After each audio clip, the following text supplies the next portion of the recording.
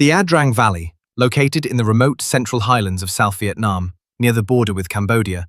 became the site of the first major engagement between United States Army forces and regular units of the People's Army of Vietnam in November 1965, marking a pivotal moment in the escalation of American military involvement in Southeast Asia and establishing tactical patterns that would characterize much of the ground war for years to come. The battle, which actually consisted of several related engagements occurring over approximately 1 month, but centering on particularly intense fighting from November 14th through November 18th, demonstrated both the capabilities and limitations of American military power when applied to counterinsurgency warfare in difficult terrain against a determined and tactically adaptive enemy. To understand the Battle of Nha Trang, it is necessary to first examine the broader context of American involvement in Vietnam during 1965, and the strategic decisions that led to the commitment of large-scale ground forces to what had previously been primarily an advisory mission with limited direct combat roles for American personnel. The Gulf of Tonkin incident in August 1964, in which North Vietnamese patrol boats allegedly attacked American destroyers in international waters, though the details and circumstances of this incident remain subject to historical debate and scrutiny, provided the pretext for congressional authorization of expanded military action through the Gulf of Tonkin Resolution.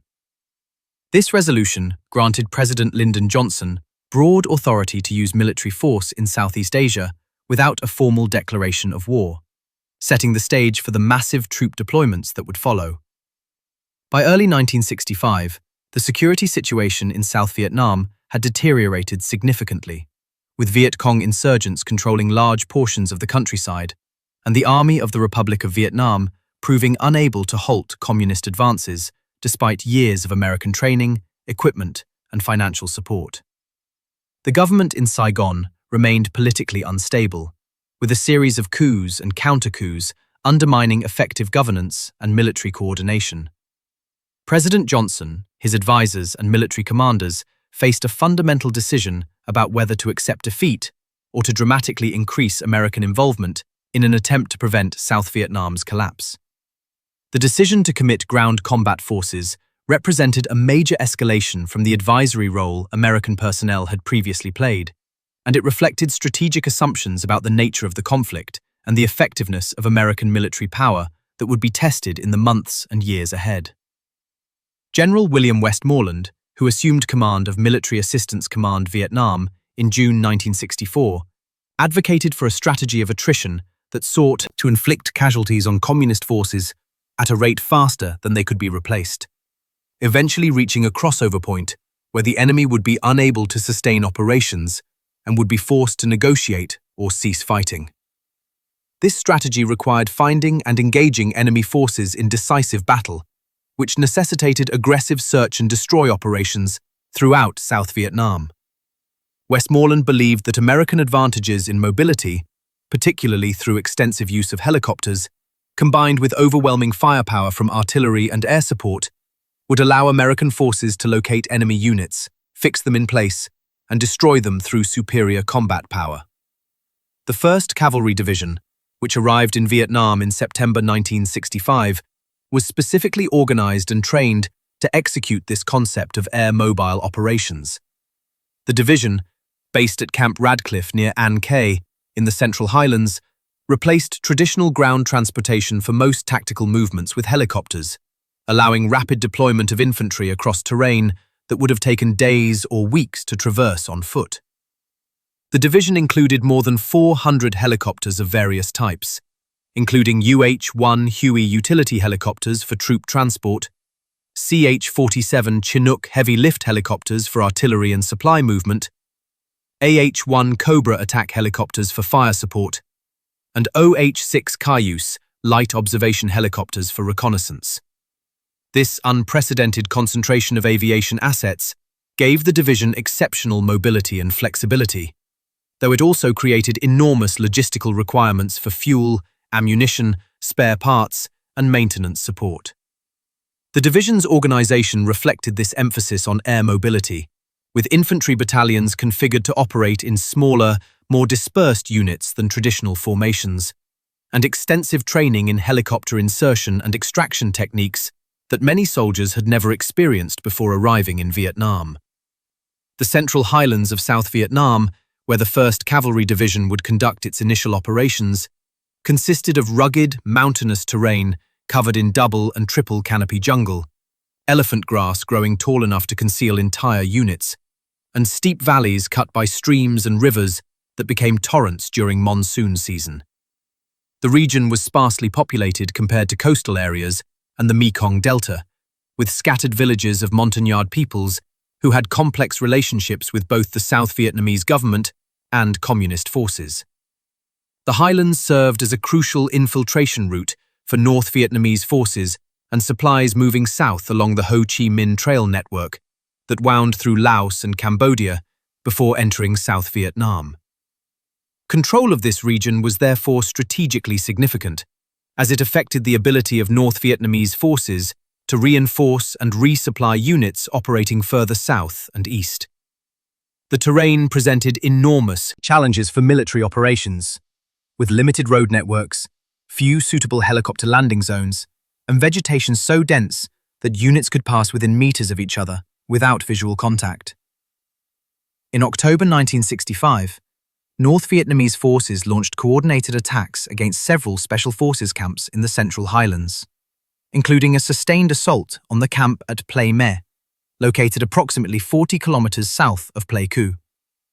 The camp, defended by approximately 400 South Vietnamese irregulars and a small number of American Special Forces advisors, came under siege by elements of the 32nd, 33rd, and 66th Regiments of the People's Army of Vietnam, with estimates suggesting that between 6,000 and 9,000 North Vietnamese troops participated in operations in this area during October and November. The siege of Plei Me lasted from October 19th through October 27th, with the defenders enduring ground assaults, mortar bombardment, and attempts to overrun the camp's defenses. American and South Vietnamese air power played a crucial role in the camp's survival, delivering supplies by parachute, evacuating wounded, and striking North Vietnamese positions with bombs, napalm, rockets, and machine gun fire. A relief column of South Vietnamese armoured cavalry and infantry fought its way to Plei Me on October 25th, forcing the North Vietnamese to lift the siege. But intelligence indicated that substantial enemy forces remained in the area, rather than withdrawing across the border into Cambodia, as might have been expected. General Westmoreland saw an opportunity to engage these forces in decisive battle, and ordered the 1st Cavalry Division to conduct offensive operations west of Plei Me to locate and destroy North Vietnamese units before they could escape or continue their attacks on other installations. The mission was assigned to the 1st Brigade of the 1st Cavalry Division under Colonel Thomas Brown, with the primary maneuver element being the 1st Battalion of the 7th Cavalry Regiment, commanded by Lieutenant Colonel Harold Moore. Moore, a West Point graduate who had served in the Korean War and had extensive experience in infantry operations, understood both the capabilities and risks of the air mobile concept. He spent considerable time reviewing intelligence reports, studying maps of the operational area, and planning how to employ his battalion's approximately 450 men in what would be the unit's first major combat operation. Intelligence suggested that North Vietnamese forces were concentrated near the Chu Pong Massif, a mountain range rising to over 2,400 meters that straddled the border between South Vietnam and Cambodia, providing the enemy with both excellent observation of surrounding valleys and a potential sanctuary across the international border. Moore selected a landing zone designated X-Ray, a small clearing in the Nha Trang Valley at the eastern base of the Chu Pong Massif, for his initial insertion. The choice of X-Ray was based on several factors, including its proximity to suspected enemy locations, its suitability for helicopter operations with relatively clear approaches, and sufficient space for multiple aircraft to land simultaneously, and its tactical potential as a base from which patrols could be sent to locate enemy forces. The landing zone measured approximately 100 meters by 100 meters, roughly the size of an American football field, surrounded by jungle with trees reaching 40 to 50 meters in height and thick undergrowth that limited visibility to a few meters in most directions. A dry creek bed ran along one edge of the clearing, and the ground rose gradually towards the Chu Pong Massif to the west. The limited size of the landing zone meant that helicopters would have to insert the battalion in multiple waves, with only 8 to 10 UH-1 helicopters able to land at once, creating a period of maximum vulnerability as the initial forces established a perimeter and subsequent lifts arrived. Moore's plan called for a rapid build-up of combat power on the landing zone, immediate establishment of a defensive perimeter, and aggressive patrolling to locate enemy forces, while artillery and air support prepared to respond to any contact. Artillery support would be provided by Battery A, 1st Battalion 21st Artillery, firing 105mm howitzers from Fire Support Base Falcon, located approximately 9 kilometers to the east, with additional support available from other batteries as needed. Close air support from Air Force and Marine Corps aircraft would be on station throughout the operation, with forward air controllers coordinating strikes. Medical evacuation helicopters stood ready to extract wounded, and transport helicopters would shuttle ammunition, water, and other supplies as needed. This elaborate support structure reflected the American approach to combat in Vietnam, which sought to overwhelm the enemy through coordinated application of firepower from multiple sources, while minimizing American casualties through rapid evacuation of wounded to well-equipped medical facilities. The morning of November 14, 1965, began with final preparations at the staging area as Moore briefed his company commanders on the operation. The battalion would insert in the following order. First, Company B, under Captain John Heron, would secure the landing zone, followed by Company A, under Captain Ramon Nadal, then Company C, under Captain Robert Edwards, with Company D, under Captain Louis Lefebvre, held in reserve at base camp until needed. The first lift, consisting of 16 UH-1 helicopters from the 229th Assault Helicopter Battalion, carried Moore and portions of Company B, touching down at Landing Zone X-ray at approximately 10:30 on the morning of November 14th. As the helicopters flared to land, soldiers jumped from the skids before the aircraft fully settled, running to the tree line to establish security, while the helicopters lifted off to return for the next wave. Initial contact was light, with a few North Vietnamese soldiers spotted moving through the jungle and several prisoners captured, who provided the first indication that American forces had landed near a major enemy concentration. One prisoner, a North Vietnamese lieutenant from the 66th Regiment, indicated during interrogation that 3 battalions of North Vietnamese regulars, perhaps 1,500 to 2,000 men, were in the immediate area with orders to attack and destroy any American forces they encountered. This intelligence, if accurate, meant that Moore's battalion was significantly outnumbered and that the tactical situation could deteriorate rapidly. As additional lifts brought more soldiers to X-ray, Moore organized the defense of the landing zone and sent patrols into the surrounding jungle to develop the situation and locate enemy positions.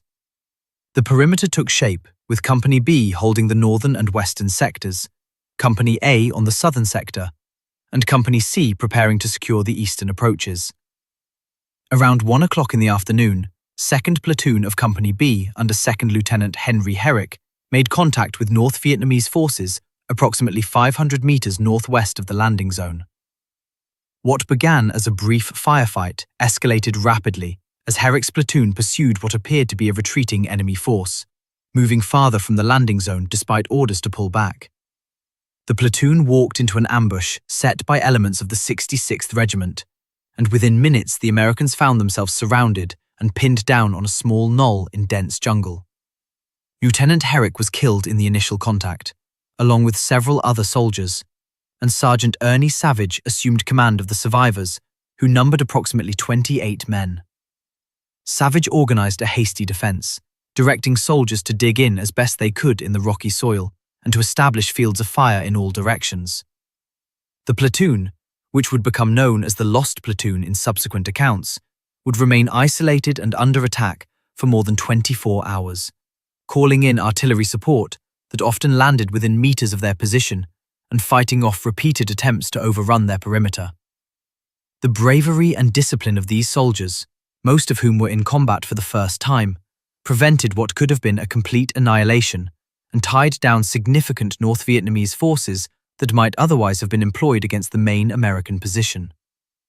Meanwhile, the situation at Landing Zone X-Ray deteriorated as North Vietnamese commanders committed additional forces to the battle. The 7th and 9th Battalions of the 66th Regiment, along with elements of the 33rd Regiment that moved from positions further west on the Chu Pong Massif, launched coordinated attacks against multiple points on the American perimeter. These attacks demonstrated sophisticated tactics, including the use of bugles and whistles to coordinate movements, employment of suppressive fire to cover assault elements, and a willingness to close to hand grenade range and beyond to negate American firepower advantages. North Vietnamese soldiers advanced in small groups using available cover, concentrating their assaults on specific sectors rather than attacking uniformly around the perimeter, and repeatedly attempted to penetrate American lines through sheer determination and acceptance of casualties that would have been considered unacceptable by American commanders. The intensity of the fighting varied across the perimeter, with some sectors remaining relatively quiet, while others endured savage close-quarters combat. Captain Nadal's Company A faced particularly heavy pressure on the southern portion of the perimeter, with North Vietnamese forces advancing through tall grass and attempting to reach American positions before defensive fires could stop them. Machine gun crews fired until their barrels glowed red. Riflemen exhausted their basic loads of ammunition and were resupplied by helicopter, and hand grenades were thrown and returned in desperate exchanges across distances of 10 to 20 meters. Captain Edwards' Company C, positioned to receive the brunt of attacks from the west, suffered heavy casualties as North Vietnamese forces attempted to break through to the landing zone, where helicopters continued to arrive with reinforcements and supplies. The command post at the center of the perimeter, where Moore maintained control of the battle and coordinated supporting fires, came under direct fire multiple times, with North Vietnamese soldiers approaching close enough to engage American positions with rifles and grenades. Artillery support from Fire Support Base Falcon proved crucial during these attacks, with forward observers calling in concentrations that created a wall of exploding shells between attacking North Vietnamese forces and American positions. The 105mm howitzers fired at maximum rate, with crews working in brutal heat to maintain the tempo of fire that Moore's defenders required. Fire missions were called danger close, meaning that shells would impact within 600 meters of friendly positions and required explicit acknowledgement of the risk by the requesting unit. And in some cases, artillery rounds landed even closer, as the tactical situation demanded precision fires at minimal safe distances. Close air support complemented the artillery, with Air Force F-4 Phantom and F-100 Super Sabre fighters making repeated passes to deliver bombs, napalm, and 20mm cannon fire against enemy positions identified by forward air controllers orbiting above the battlefield in light observation aircraft. The coordination between ground forces, artillery, and air support functioned as doctrine intended, creating a demonstration of American firepower that inflicted severe casualties on attacking North Vietnamese forces while sustaining the defense of Landing Zone X-Ray. As night fell on November 14th, the fighting continued under illumination rounds, fired by artillery to prevent North Vietnamese forces from using darkness to infiltrate American positions or to maneuver for attacks. The night was marked by sporadic firefights, probing attacks that tested the perimeter defenses, and the sounds of North Vietnamese forces moving wounded and repositioning units. Moore used the relative lull to strengthen defensive positions, redistribute ammunition, evacuate wounded by helicopter despite the risks of night operations, and plan for the following day. The lost platoon remained isolated on its knoll, and efforts to reach them with a relief force had been turned back by heavy North Vietnamese fire, forcing Moore to make the difficult decision to leave them in position overnight, rather than risk additional casualties in what would likely be a costly and possibly unsuccessful rescue attempt. Sergeant Savage and his soldiers endured another night of isolation, conserving ammunition, treating wounded with limited medical supplies, and calling in artillery strikes against North Vietnamese forces that repeatedly approached their perimeter. The dawn of November 15th brought renewed North Vietnamese attacks, with the heaviest assault falling on Company C's sector, where two platoons found themselves nearly overrun by human wave attacks that pressed forward despite devastating casualties from American machine guns, rifles, and close air support. In the midst of this fighting, an incident occurred that has been documented in multiple accounts and remains one of the tragic mistakes of the battle. Air Force fighters delivering napalm on North Vietnamese positions inadvertently dropped part of their load near American positions, with burning napalm gel landing among soldiers of Company C who had no time to escape the expanding flames. The exact number of casualties from this friendly fire incident remains subject to some dispute in historical sources, with estimates ranging from a handful to more than 20 wounded or killed. But there is no question that American soldiers suffered burns and trauma from napalm dropped by their own aircraft. This incident, like many friendly fire tragedies in warfare, resulted from the chaos of close combat, the difficulty of precisely marking friendly positions in dense jungle, and the inherent risks of employing powerful weapons in proximity to friendly forces. Despite this setback, the combination of American defensive fire and air support turned back the North Vietnamese assault, with attacking forces withdrawing after suffering casualties estimated in the hundreds, though precise figures remain unknown. During November 15th, B-52 Stratofortress, strategic bombers flying from Andersen Air Force Base on Guam, executed the first tactical support mission by these aircraft in support of ground forces in Vietnam, dropping hundreds of tons of bombs on the Chu Pong Massif, where intelligence indicated North Vietnamese forces were concentrated. This mission, designated Arclight, represented a significant expansion of B-52 employment from their original strategic nuclear delivery role to conventional bombing in support of ground operations. The psychological and physical effects of B-52 strikes were substantial, with the aircraft flying at altitudes too high to be seen or heard until their bombs impacted, creating massive explosions and shockwaves that could be felt kilometers away. Soldiers at Landing Zone X-ray reported that the ground shook violently during the strikes, and subsequent intelligence suggested that North Vietnamese forces were shocked by this new weapon, and that the bombing contributed to their decision to begin withdrawing from immediate contact. The arrival of the 2nd Battalion, 5th Cavalry Regiment, which had marched overland from Landing Zone Victor several kilometers to the southeast, provided more with additional forces to strengthen the defense and begin planning for relief of the lost platoon. The overland movement had taken more than a day through difficult jungle terrain, demonstrating the challenges of ground movement in this environment and reinforcing the value of helicopter mobility for rapid deployment. With the perimeter now defended by 2 battalions and North Vietnamese attacks diminishing in intensity, Moore organized a relief force that fought its way to Sergeant Savage's position on the afternoon of November 15th, finding the survivors exhausted, low on ammunition, and surrounded by North Vietnamese dead from the repeated attacks they had repulsed. The courage and tactical skill demonstrated by these soldiers in holding their isolated position contributed significantly to the overall American success in the battle, and earned several members of the platoon recommendations for High Valor Awards. By November 16th, the tactical situation had stabilized sufficiently for Moore to begin planning withdrawal from Landing Zone X-ray. The 1st Battalion, 7th Cavalry, had accomplished its mission of locating and engaging North Vietnamese forces, though at a cost of 79 killed and more than 120 wounded. Enemy casualties were estimated at well over 500 killed, based on body counts conducted in areas where fighting had occurred, though the actual number of North Vietnamese casualties will likely never be known with certainty, as standard practice was to remove dead and wounded from the battlefield when possible, and many casualties would have occurred in areas not accessible to American forces. The decision to withdraw from X-ray reflected both the accomplishment of immediate tactical objectives and the broader operational plan that called for continued search and destroy operations across the region, rather than holding fixed positions. The withdrawal proceeded smoothly on November 16th, with helicopters extracting the battalion back to base camp,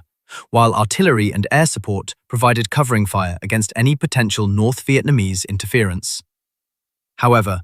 the fighting in the Ia Drang Valley was not concluded. and what occurred over the following 2 days would produce the highest single-day casualty count for American forces in a single action during the entire war. The 2nd Battalion, 7th Cavalry Regiment, and 2nd Battalion, 5th Cavalry Regiment were ordered to move overland from Landing Zone X-Ray to Landing Zone Albany, another clearing approximately 4 kilometers to the northeast. This movement began on the morning of November 17th, with the 2 battalions moving in column through thick jungle along what appeared to be a trail.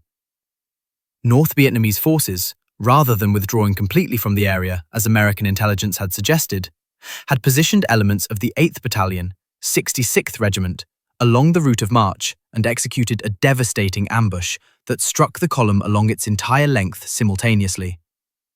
The ambush, which began in the early afternoon of November 17th, demonstrated the tactical proficiency of North Vietnamese forces and the vulnerabilities of American units when caught in column formation without the ability to employ supporting fires effectively due to the intermingling of friendly and enemy forces. The fighting at Landing Zone Albany devolved into a chaotic melee, with small groups of American soldiers fighting for survival against North Vietnamese forces that had achieved surprise and numerical superiority at the point of contact. The engagement lasted through the night and into November 18th, ultimately resulting in 151 American dead and more than 120 wounded, representing a casualty rate approaching 50% for the units involved. This action, though less well known than the fighting at Landing Zone X-Ray, demonstrated that North Vietnamese forces retained both the capability and will to engage American units under circumstances favorable to them, and that the costs of this war would be far higher than many American planners had anticipated. The Battle of Ia Drang, considering all engagements from November 14th through November 18th, resulted in approximately 305 American soldiers killed and more than 400 wounded. North Vietnamese casualties remain subject to dispute, with American estimates at the time claiming more than 3,000 enemy killed, though more recent scholarship and Vietnamese sources suggest the actual number may have been lower, perhaps between 800 and 1,500, though precise figures are impossible to establish given the incomplete nature of available records. Both sides claimed victory in the battle, with Americans pointing to the casualty ratio and the successful defense of Landing Zone X-Ray as evidence that American tactics and firepower could defeat North Vietnamese forces, while North Vietnamese commanders noted that they had inflicted significant casualties, demonstrated their ability to engage American forces effectively, and ultimately remained in control of the battlefield after American forces withdrew. The lessons drawn from Ia Drang by both sides would shape the conduct of the war for years to come. For American commanders, the battle seemed to validate the concepts of air mobility and firepower-intensive operations, suggesting that helicopters could deliver forces rapidly to engage the enemy, that artillery and air support could compensate for numerical disadvantages, and that superior training and equipment would prevail in direct confrontation with North Vietnamese forces. General Westmoreland interpreted the results as confirmation that his attrition strategy could succeed if sufficient forces were committed, and if American units could locate and fix enemy formations in battle. This interpretation led to continued emphasis on search and destroy operations, expansion of helicopter assets, and increasing reliance on firepower to achieve battlefield success. For North Vietnamese commanders, Ia Drang demonstrated both the dangers and opportunities of engaging American forces in conventional battle. The casualties suffered, particularly from artillery and airstrikes, were severe and unsustainable if repeated regularly. But the ambush at Landing Zone Albany showed that American forces could be defeated when caught at a disadvantage, and that close combat tactics that brought the fighting to hand grenade and rifle range could negate American firepower advantages. These lessons contributed to North Vietnamese tactical doctrine that emphasized avoiding combat except under favorable circumstances, closing rapidly with American forces when combat was joined to prevent effective use of supporting fires, and accepting the necessity of withdrawing from battle before American reinforcements and firepower could be concentrated. The battle also revealed to North Vietnamese commanders that Americans would evacuate their wounded and dead from the battlefield at considerable risk and expense, creating both a moral imperative and a tactical vulnerability that could be exploited. The Ia Drang Valley returned to relative quiet after November 1965, though fighting would continue throughout the region for years to come. The 1st Cavalry Division conducted additional operations in the Central Highlands through early 1966, before shifting to other areas of South Vietnam, and the division's tactics and organization became a model for other American units deploying to Vietnam. The battle entered American military history and popular culture through multiple channels, including Lieutenant Colonel Moore's own account, co-authored with Joseph Galloway, a journalist who had accompanied the battalion to Landing Zone X-Ray, and whose reporting provided some of the most detailed contemporary accounts of the fighting. The book, titled "We Were Soldiers Once and Young," became a bestseller and was later adapted into a film, ensuring that the Battle of Ia Drang remained in public consciousness as a symbol of American soldiers' courage and sacrifice in Vietnam. For the soldiers who fought there, Ia Drang represented their introduction to a war that would consume years of their lives and claim many of their comrades. And for the American public, the battle provided early evidence of both the capabilities of American forces and the costs that this war would exact. The strategic significance of Ia Drang remains debated among historians, with some arguing that the battle demonstrated the futility of attrition warfare against an enemy willing to accept enormous casualties in pursuit of political objectives and capable of replenishing losses through mobilization of North Vietnamese society and infiltration of personnel down the Ho Chi Minh Trail. Others contend that the battle showed that American forces could defeat North Vietnamese units in direct combat, and that the failure of the overall strategy stemmed not from tactical inadequacy, but from strategic and political constraints that prevented American forces from conducting operations in Laos and Cambodia to cut infiltration routes, from bombing restrictions that limited the air campaign against North Vietnam, and from the broader challenge of building a viable South Vietnamese government capable of winning popular support. What remains clear is that the Battle of Ia Drang set patterns that would characterize much of the American ground war in Vietnam, with American forces seeking to locate and destroy enemy units through aggressive operations supported by overwhelming firepower, while North Vietnamese forces attempted to control the tempo and location of combat, accepting battle only under circumstances that offered reasonable prospects of success, while avoiding situations where American firepower advantages could be brought to bear decisively. The human cost of these tactical approaches would mount steadily over the following years, with tens of thousands of American soldiers killed and hundreds of thousands wounded, and with North Vietnamese and Viet Cong casualties reaching into the hundreds of thousands, alongside millions of Vietnamese civilians whose lives were shattered by a war that consumed their country for more than a decade.